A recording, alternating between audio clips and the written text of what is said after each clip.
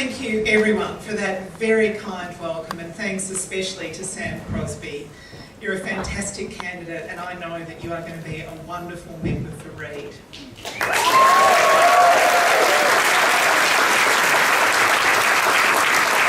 I'd like to thank Auntie Donna for her welcome to country, and I'd like to acknowledge that we're meeting on the land of the Eora Nation. I pay my respects to their elders past, present and emerging, and extend that respect to elders from around Australia. I'd also like to acknowledge current and former federal colleagues, current and former state members, union leaders and our fantastic candidates. And importantly, most importantly, all of you rank and file members. I'd also like to thank Southern Cross Vocational College for hosting us today. Because friends, this is it.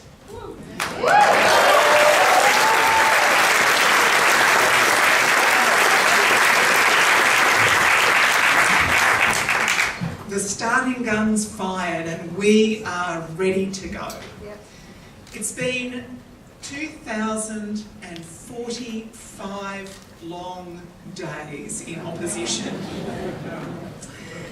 And there are just 34 days left before Australia makes a very important decision for our future. I'm so proud to be here with you today. Over the last 6 years, Bill and our team have been to every corner of this country. We've met first-time parents in regional Victoria, cancer patients in Brisbane, tradies in Western Sydney and teachers in Perth. And we've spent every single day in opposition talking to people. And more importantly, listening. Our stable and united Labor team has the most comprehensive and progressive policy agenda of any opposition in living memory. Today I'm here to ask you, every single one of you, for the next 34 days, are you with us?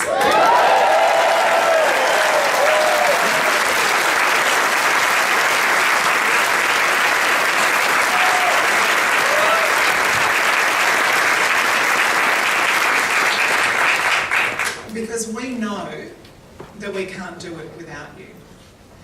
From Page to Perth, Banks to Braddon, it's you, our volunteers, our branch members, the true believers in the Labor cause, who get us over the line. You are the ones who knock on the doors. You hit the phones. You hand out how to votes. You talk to your friends and neighbours. You will make the difference between another divided and dysfunctional Liberal government or a Bill Shorten Labor government committed to fairness.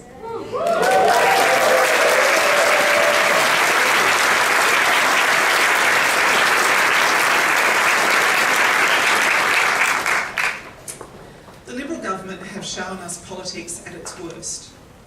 3 Prime Ministers, 3 Treasurers, countless ministers come and gone, and no vision for a fairer Australia. Nothing to lift wages, nothing to bring down power prices, nothing to lower pollution, and nothing to make the economy work for working Australians. And their flimsy budget surplus forecast is built on the back of underspending on Labor's National Disability Insurance Scheme. Well, that tells you all you really need to know about this government. We knew this campaign would get dirty, but we didn't think it would happen so fast. Just this week, we saw that pea-hearted Peter Dutton attacking Labor's candidate for Dixon. And the dial on the scare campaign has already been turned up to 11 by the Liberals. Exclusive Treasury modelling shows Bill Shorten hates puppies. But seriously, on cars, on climate, on costings, what we are getting from the Liberals is lie after lie after lie. Labor doesn't need a campaign of lies about the Liberals because the truth is scary enough. Just look at the cuts and the chaos over the last 6 years. Climate chaos, cuts to hospitals, cuts to schools, unis and TAFE, cuts to disability services, cuts to the ABC, and debt doubled under their watch. Labor is the party of reform. It's who we are. We have never walked past injustice, shrugged our shoulders and said, nothing to see here. We know when we fight for the fair go, everyone wins. For 6 years, Australians have been shortchanged by a government that delivers for the top end, but not for ordinary Australians. A Shorten Labor government will build a strong economy that works for everyone.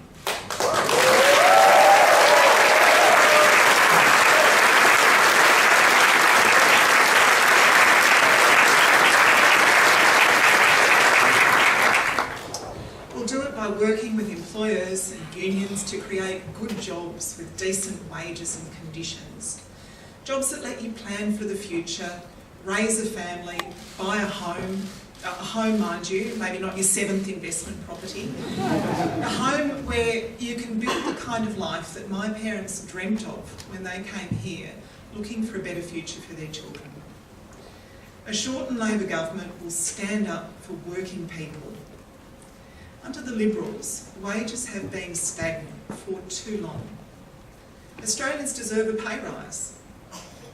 We'll restore penalty rates and we'll make sure that the minimum wage is a living wage. And we'll rebuild our health system after years of Abbott, Turnbull, Morrison cuts. So when you're sick, what matters is your Medicare card, not your credit card.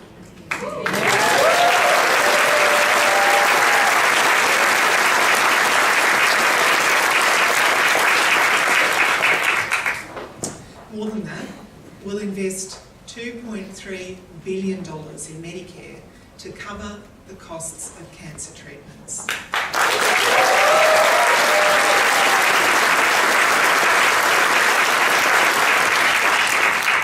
We'll invest in universal access to preschool for 3 and 4-year-olds so that Australian kids get 15 years of world-class schooling and great TAFE and unis after that.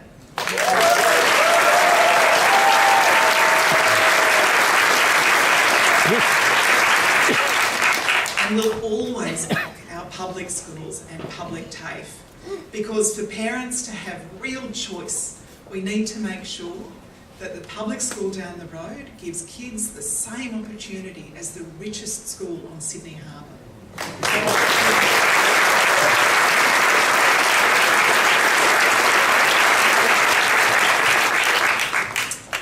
We'll protect our precious environment and will lower pollution and power prices by driving investment in renewables.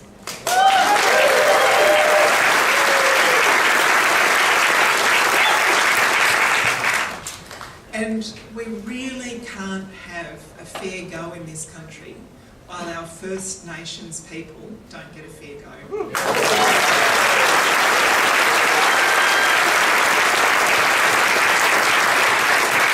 So we'll work harder to close the gap and we'll respect the request of First Nations people in the Uluru Statement from the Heart for an Indigenous voice to Parliament.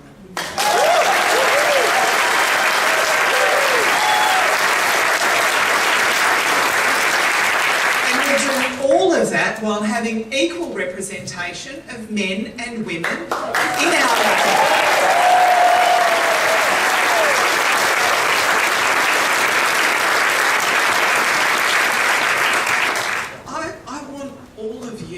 To feel as proud as I do of what we've achieved together. So we're going to watch a short video. We can do better than this. The people of Australia deserve better than this. And a Labor government will deliver better than this. I'm here to outline Labor's plan to to bring the fair go back into the heart of our nation. A plan to properly fund health and education, a plan to boost your wages. It's a plan that will work because Australia thrives when middle and working class Australians can get ahead. Tonight is about a fair go for everyone who wants the best for their kids and their future. A fair go for every part of our nation, from bush to coast, from growing cities and suburbs right throughout the country. A fair go for the real forgotten people, working families, pensioners and Australians doing it tough. For more than 120 years, we have been the party of higher wages for workers. We have a real wages policy. And we will lead a new push to deliver genuine pay equity for Australia's working women. Young Australians always get a done deal from the Conservative government. If I'm elected Prime Minister, I'll make it my mission to ensure every Australian child gets the life-changing opportunity of a properly funded quality education.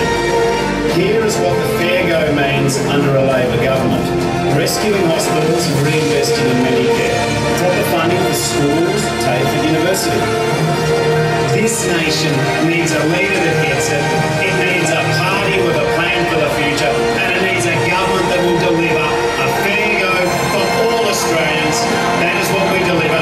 That is our promise.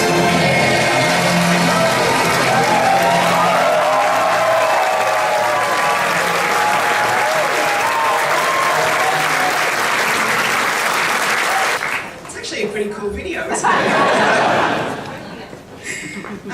What you saw from those volunteers on the screen there was energy, dedication, optimism and discipline. And that's what you'll get from Bill, from me and from our team.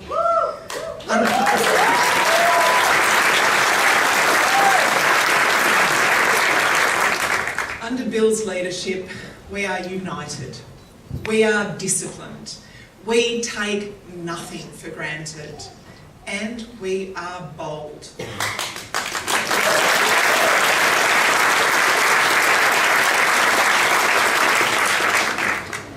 Bill is leading on tax reform, on industrial relations, putting the fight for fairness and equality front and centre. Bill Shorten out-campaigned Tony Abbott every time. Malcolm Turnbull, every time. And now, Scott Morrison, every time.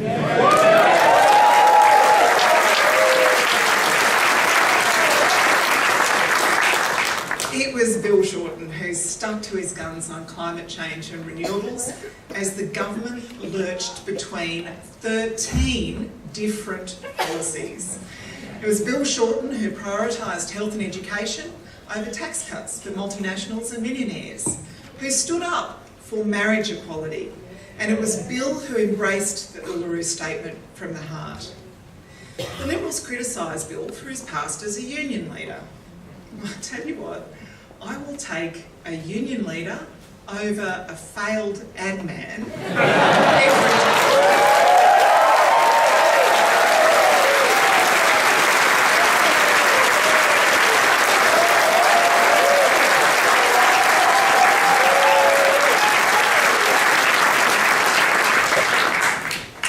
Because there's no better qualification for being Prime Minister than a lifetime of standing up for working Australians. Bill's focused on the future. He's focused on the people who need a Labor government. He's led a stable and united team for 6 years, and he's done it with energy, intelligence and good humour. Ladies and gentlemen, please welcome the next Prime Minister of Australia, Bill Shorten.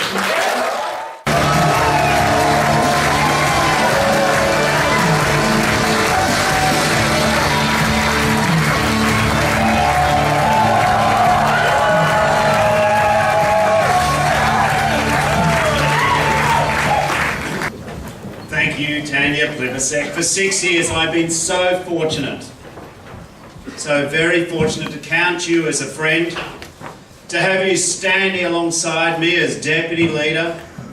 So I know, I think better than almost anyone, just how lucky Australia will be to have Tanya Plibersek as Deputy Prime Minister.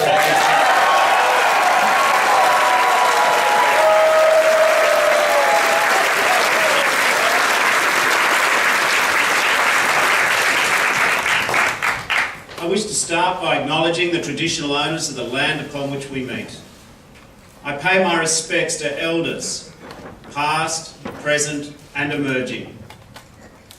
And in our party, in the government that I hope to lead, those words of respect are also a promise for action, to close the gap in health and housing, in jobs and justice, to support the work of truth-telling and treaties, and to enshrine a voice for our first Australians in the nation's birth certificate, our Constitution.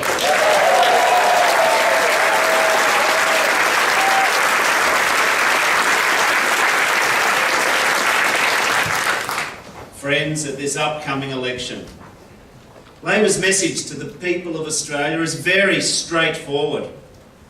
You deserve better than you've been getting from government in the last 6 years. You deserve better than cuts to schools and hospitals. You deserve better than ever-rising energy bills and increasing childcare costs. You deserve better than insecure work and stagnant wages growth. You deserve better than a tax system which deepens inequality and entrenches intergenerational unfairness against Australian young people. You deserve better than delay and division and dysfunction and denial on climate change. You deserve better than a government that is afraid of the future, obsessed and consumed with itself. I say to the Australian people, you deserve better than the last 6 years. Australia deserves better than the last 6 years. The next generation deserves better than the last 6 years. And after 6 years of cuts, of chaos, of division, friends, it is time for change.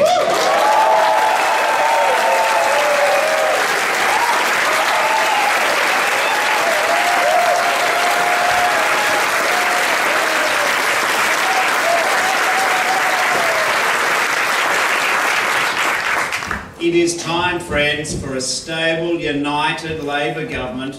And I have to say that when I call my team a stable and united political organisation, I am so pleased to have so many of them here today. I have got the best team running in this election, without doubt.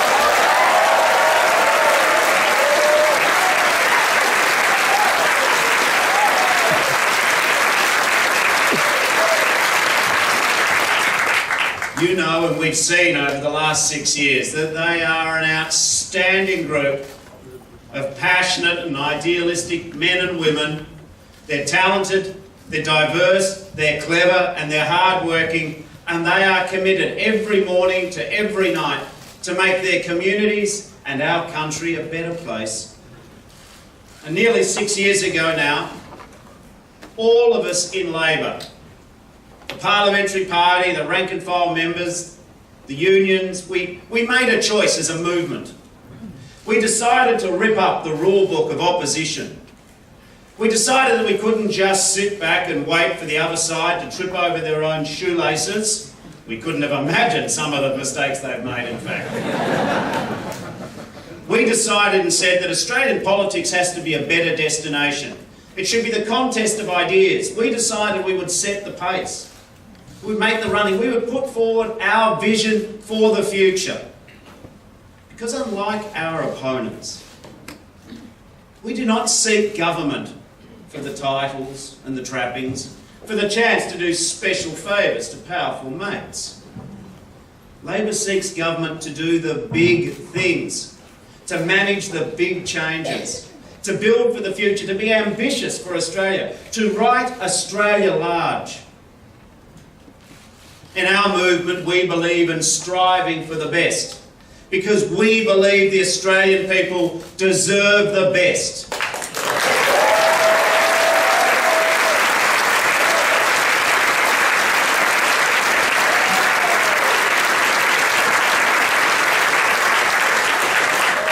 We big thinking party with big ideas, and we believe that Australia should have the best in education and training and apprenticeships and universities.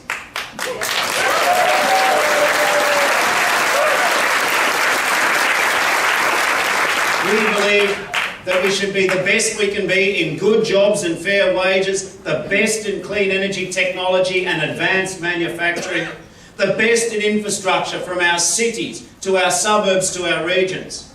We should be the best we can be in achieving equality for women in pay, in leadership, in freedom from family violence.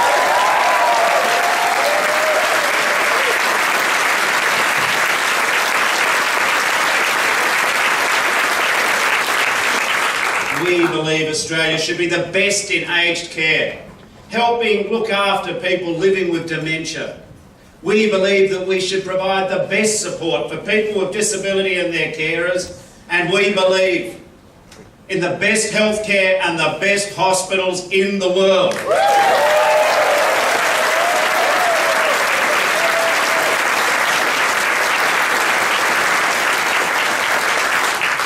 And that really is the fundamental choice at this election. Better hospitals for Australians or bigger tax loopholes for the top end of town? And I submit the answer is clear.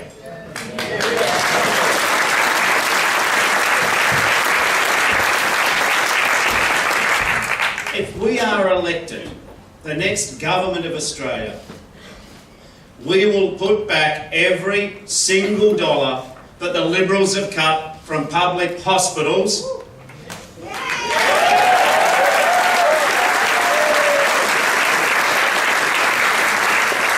Labor's plan for better hospitals spans out across the nation, but I'm pleased to say that our plan starts right down the road from here. Today I'm proud to announce that if we win the next election, a new Labor government will put in $50 million to kickstart phase 2 of the redevelopment of Concord Hospital.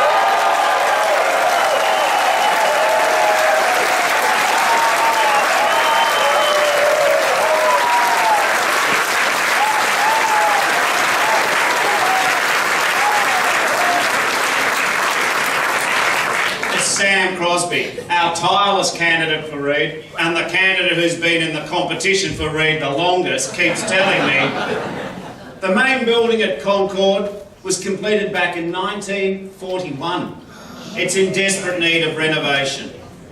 And across the nation, rundown facilities make life harder for our amazing nurses, orderlies and doctors. They make things worse for patients.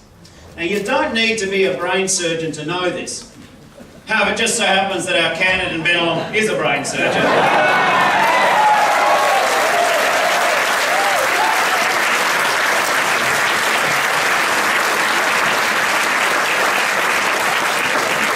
And Brian Alder is right behind this project because he knows that improving Concord Hospital will help patients all through the inner west.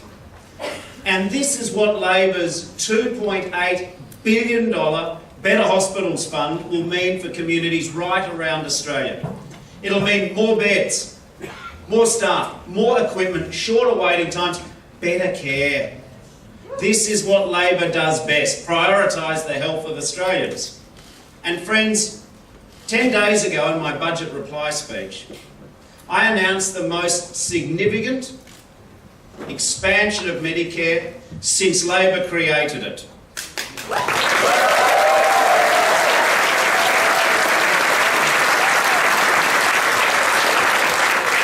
A vote for Labor on May the 18th will see a $2.3 billion investment to virtually eliminate out-of-pocket costs for our fellow Australians battling cancer.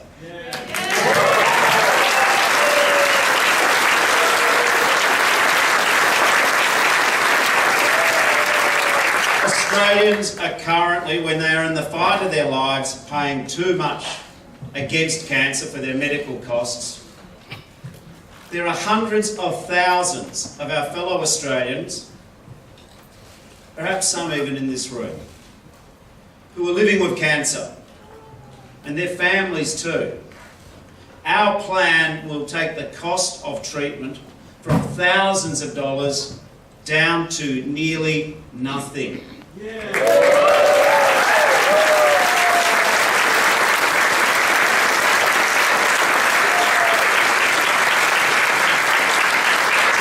me share with you what this difference means in the real world.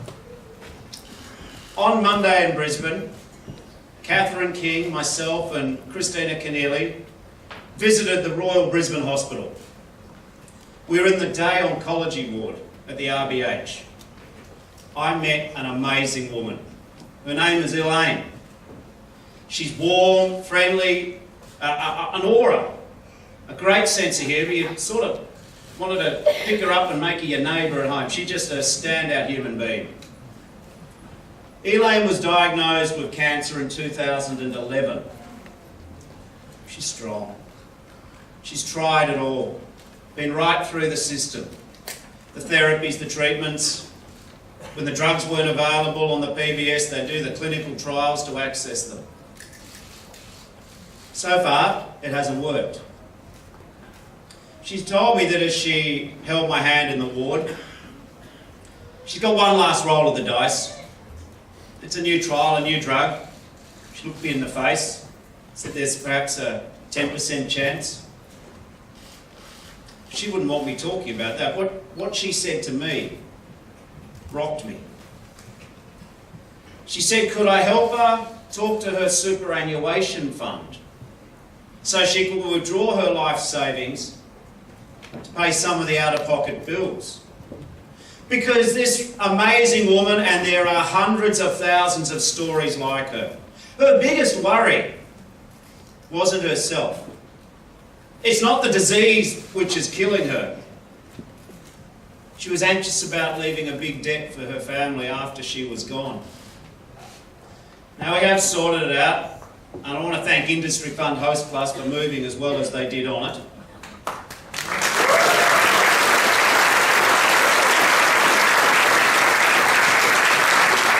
But is that who this country is? Do we have to, when you've got cancer, do you have to rely upon chance encounters so that you can empty your retirement savings to pay for your treatment?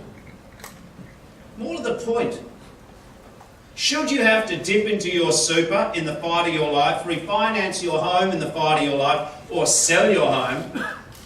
Or do you just lie awake with the pain of cancer and the anxiety of death? Cancer makes you sick, but it should not make you poor, and that is what Labor's going to change.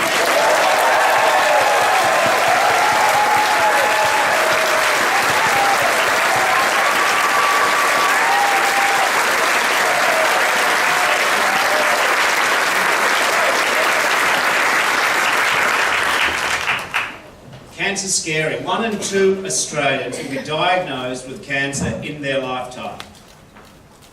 1 in 2. If that is not you, it is someone you love. If we are elected as the next government of Australia on May the 18th, we give this promise to everyone caught up in the battle against cancer. Your tests and scans and ultrasounds and MRIs will be covered by Medicare. Your appointments with specialists and oncologists, your chemo, your radiation therapy will be covered by Medicare. And the cancer medication that you need will be funded by the PBS. My view is simple and Labor's promise is straightforward. If you are in the fight of your life, if someone you love is in the fight of their life, it should not matter whether you live in the city or the bush. It should not matter your postcode or your personal wealth. Under Labor, there is only one thing that matters. There is only one thing you will need: your Medicare card.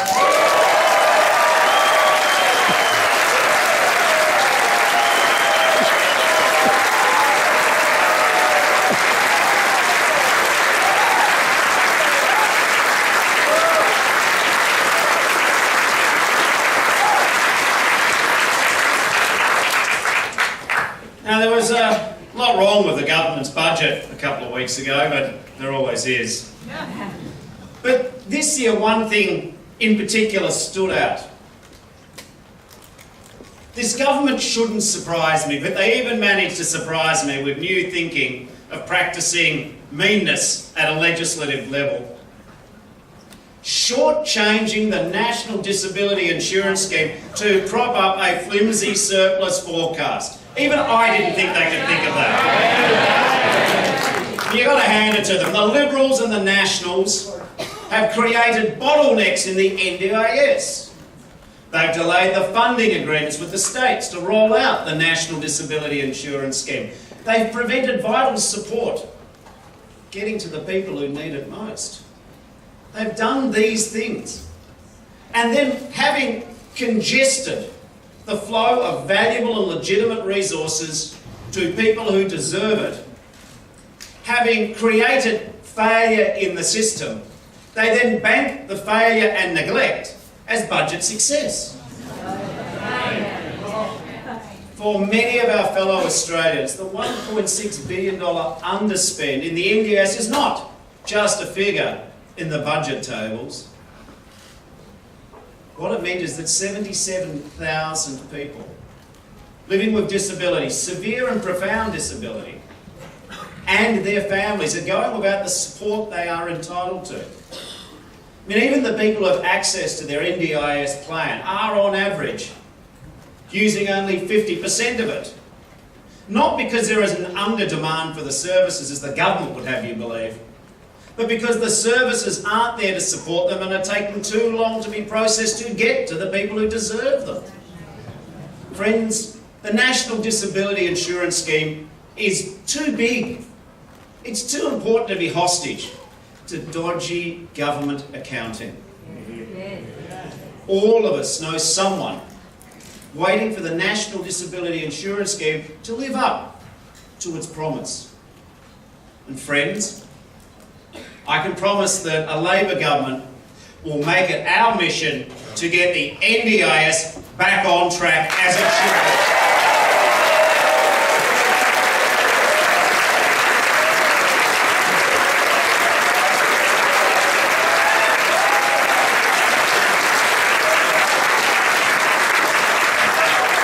And we'll start getting it back on track by removing the staffing cap on the National Disability Insurance Agency.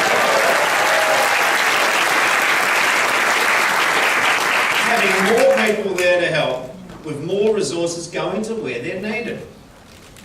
In addition, we are going to pay the upfront fees for 20,000 TAFE places to people who want to train as the carers of the future.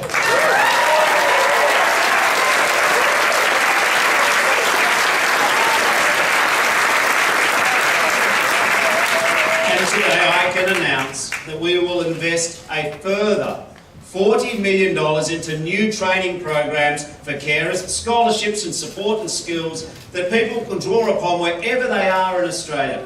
Because not only do we owe a lot of gratitude to our carers, but we're going to need more carers to deliver the NDIS, and we want those carers to be well trained and well paid, delivering the best possible support for our fellow Australians living with disability.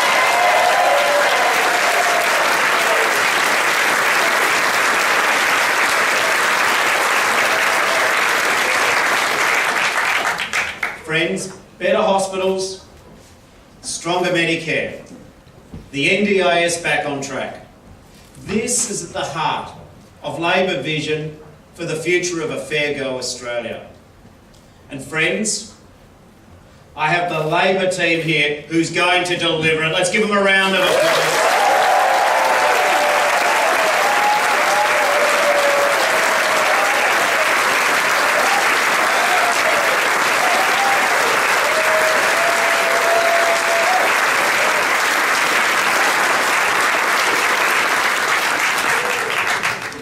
And because we've been up front, because we respect the Australian people and we trust them to put forward our ideas, because in no small part the economic team led by Chris Bowen and Jim Chalmers and my shadow cabinet, we've made genuine long-term reform decisions We have a plan to pay for our priorities, to pay for the choices. We're going to make multinationals pay their fair share of tax.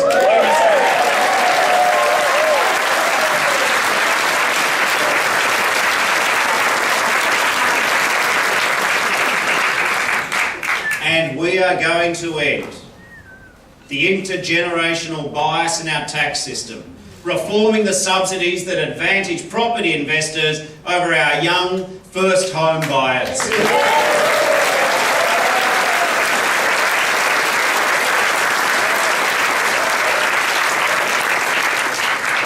And we are going to close the unfair, unsustainable loopholes used by the top end of town. And I have to say this, if you are getting a tax credit when you haven't paid any income tax, this is a gift. It is a gift. It is not immoral, nor is it illegal. But it is a gift.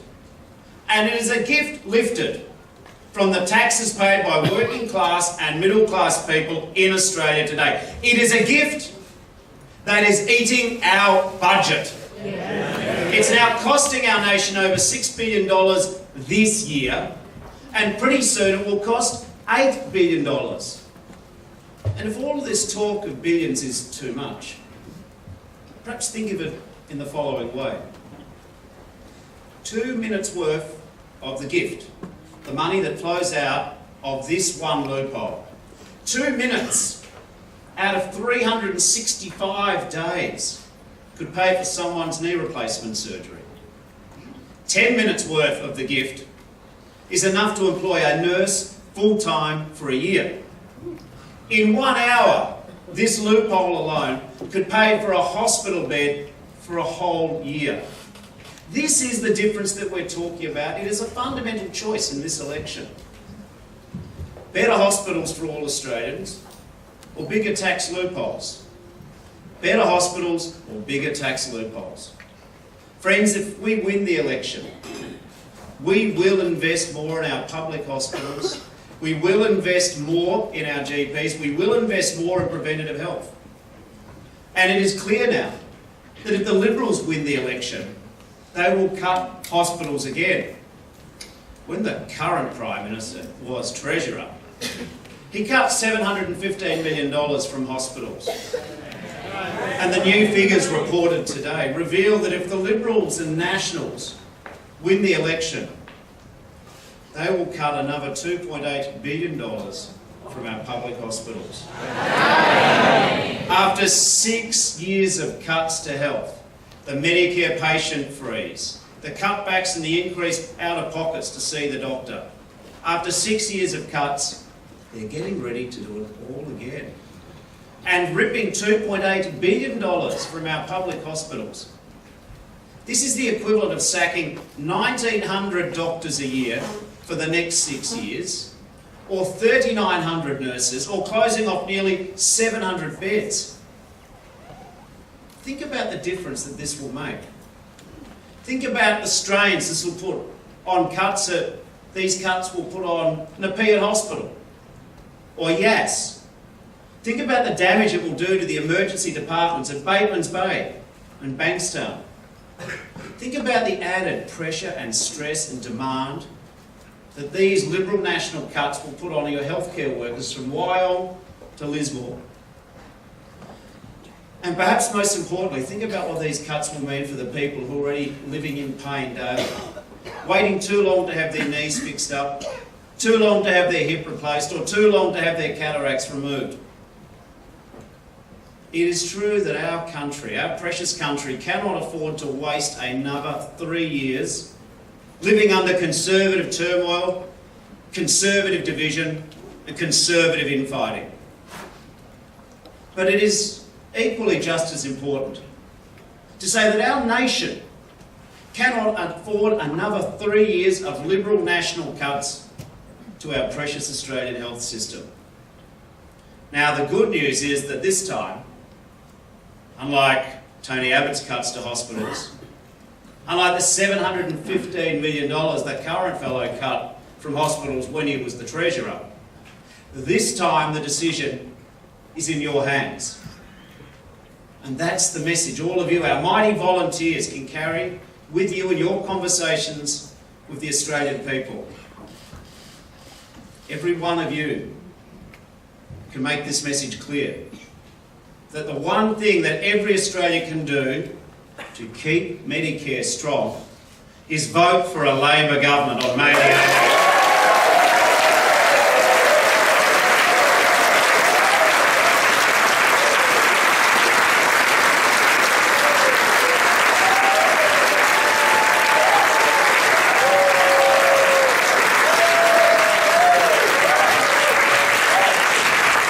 Carry this message in conversation with the Australian people, and you can tell them that there is one thing that every Australian can do to get the National Disability Insurance Scheme back on track. It is vote for a Labor government on May the 18th.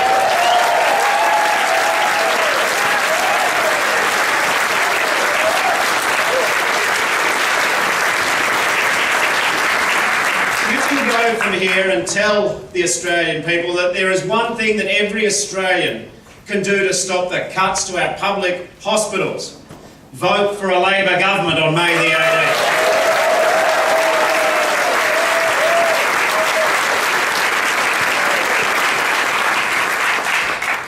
So friends, that's what we focused on in the first week of this campaign. Medicare, public hospitals, the National Disability Insurance Scheme. But what, by the way, have our opponents spent their week talking about? It's not the country, it's not ideas, it's not a new policy or a plan. They spent their week talking about us. They talk about Labor and they talk about the past because they have nothing good to say about themselves and nothing positive to say about the future of the Australian people.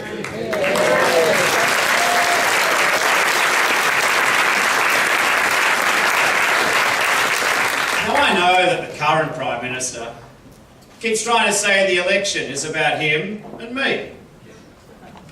But he's just plain wrong, actually. This election is not about two politicians, it's about the people of Australia. Now, I suspect over the next 34 days, we will hear a little more shouty nonsense, perhaps a little bit of trademark truculence from the current fellow. We'll hear more dodgy numbers from the Treasurer and more low-rent personal vilification from the Minister for Home Affairs. Now, we don't want to dwell on his pathetic attempt to bully our great candidate in Dixon, Ailey France.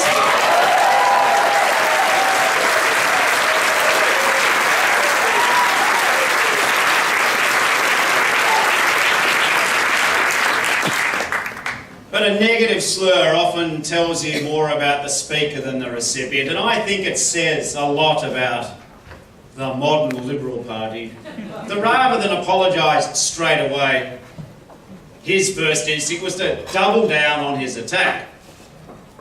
And the current Prime Minister's first instinct was to rush in and back him up, to defend the indefensible, rather than just do the right thing. It was a test of character, it was a test of leadership. The Prime Minister failed miserably. And of course, friends, it won't just be the government attacking us. The vested interests will rage against our reforms, and some sections of the media will back them in. I opened one particular paper last Saturday, you know. It's the one you get for free at the airport. Hypothetically, let's call it The Australian. I saw this headline. It actually, seriously, this was the quote on the headline. Vote Shorten and Bowen for the end of the world.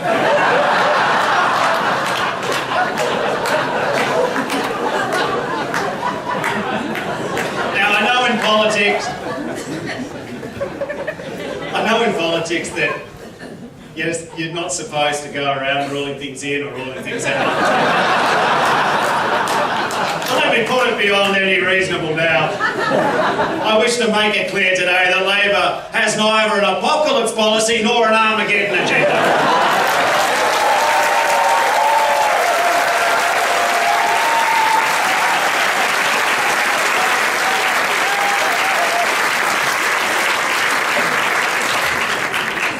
And more to the point,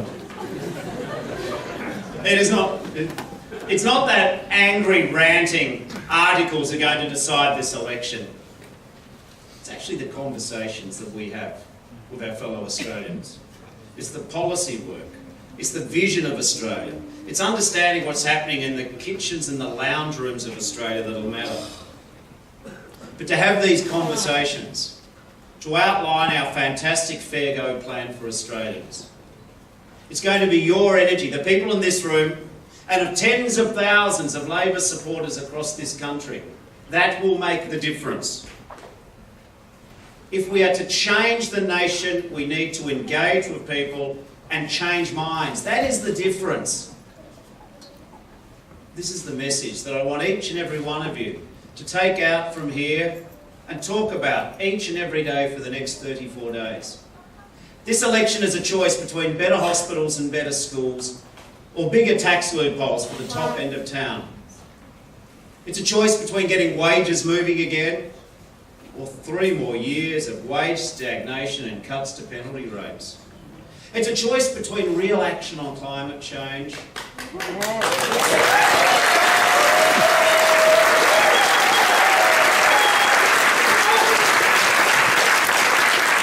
3 more years of infighting and rising power prices. I mean, after all, voting Liberal on climate change when Malcolm Turnbull's no longer the Prime Minister is the triumph of hope over experience.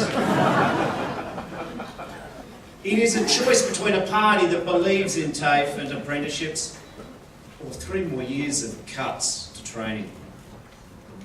Friends, after 3 Liberal Prime Ministers, 13 energy policies, 22 reshuffles, 6 wasted years of Liberal chaos and division, our united Labor team is ready.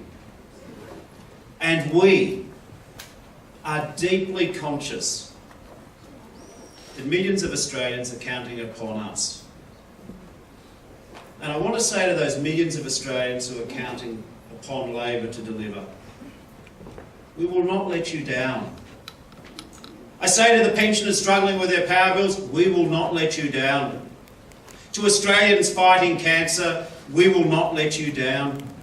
To young people who can't find an apprenticeship, we will not let you down. To the farmers battling drought, we will not let you down. To small businesses being squeezed by big businesses, we will not let you down. To women who deserve equal pay and opportunity, we will not let you down. To the Australians living with disability, waiting for the NDIS, we will not let you down. To people stuck on hospital waiting lists, we will not let you down. I cannot promise these people that victory is assured. That will be up to the judgment of our fellow Australians. But I can most certainly promise that my team and I will work as hard as we can every day between now and the election. I can promise that at 6 p.m. on election night, we will have given it everything we have. And if we do that, if everyone in this room, if everyone in our movement who is interested in the progress of this nation, if we all give it everything that we have in the next 34 days, then we will make Australia a better country.